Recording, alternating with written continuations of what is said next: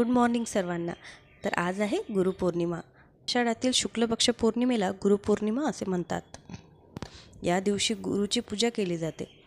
गुरुपौर्णिमा हा तो पौर्णिमा दिवस आहे जेव्हा भगवान शंकरांनी स्वतःला आदी गुरु म्हणजेच पहिले गुरुमध्ये रूपांतरित करून घेतले होते।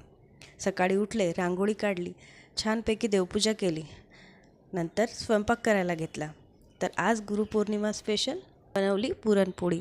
पुरणपोळीची पूर्ण रेसिपी बघायची असेल तर डिस्क्रिप्शनमध्ये तुम्हाला लिंक मिळेल, तिथे जाऊन तुम्ही लॉंग व्हिडिओमध्ये पुरणपोळी रेसिपी बघू शकता। पुरणपोळीसोबतच बाकी पदार्थ पण बनवून घेतले, जशी भजी, कुरडई, भात आणि कढीसुद्धा बनवली।